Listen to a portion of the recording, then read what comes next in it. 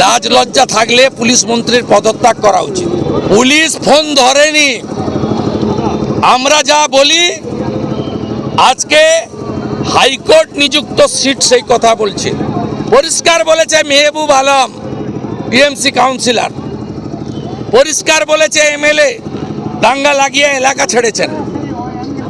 পরিষ্কার তৃণমূল কংগ্রেস স্পন্সর্ড এবং organise Hindu killing দেশের মধ্যে 47-এর পরে প্রথম হিন্দু পলায়ন মানুষ দেখেছে এবং বেছে বেছে হিন্দুদেরকেও আক্রান্ত করা হয়েছে, টার্গেট করা হয়েছে। এটা তো প্রমাণিত হিন্দু পলায়ন। 16% হিন্দু থাকে, হিন্দু শূন্য করতে চায়। তাই এই হিন্দু বিরোধী সরকার, এদের বিরুদ্ধে আমাদের লড়াই চলছে।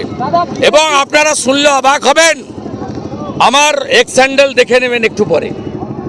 মুখ্যমন্ত্রী বাগডোগরা যাবে বলে সিভিল ড্রেসে জিন্স আর টি শার্ট পরিয়ে, সুধাকর বলে যে কমিশনার, পুলিশ দিয়ে বিজেপির পতাকা ব্যানার তো খুলেছেই, আমি দেখে এসেছি, সোমবার নিজে গেছিলাম, আজকে ধ্বজ খুলিয়েছে।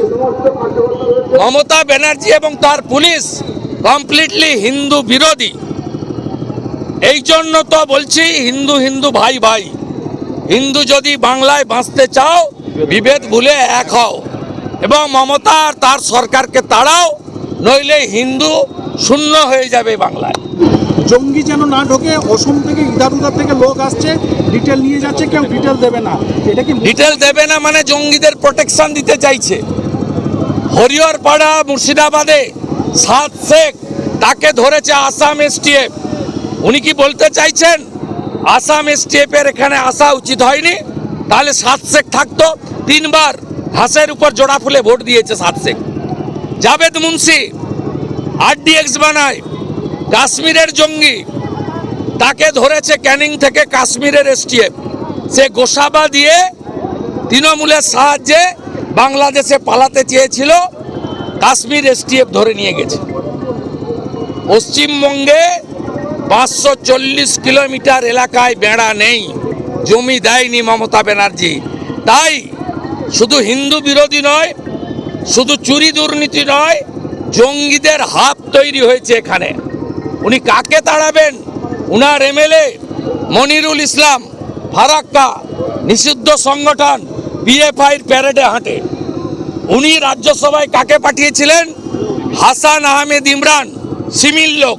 সিমি রাজ্যসভা, সিমি হচ্ছে ব্যান অর্গানাইজেশন। উনার মন্ত্রী সিদ্দিকুল্লাহ প্রকাশ্যে ইউনুসকে সাপোর্ট করেন, বলেন 15 মিনিটে কলকাতাকে টাইট করব।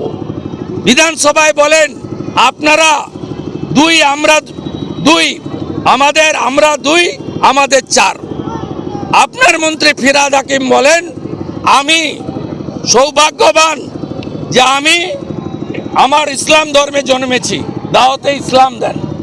50% লোককে উর্দুতে কথা বলার আহ্বান করেন। পাকিস্তানের ডন পত্রিকার সাংবাদিককে নিয়ে গিয়ে ইকবালপুর মোমিনপুরে বলেন ইহা ভি এক মিনি পাকিস্তান হ্যায়।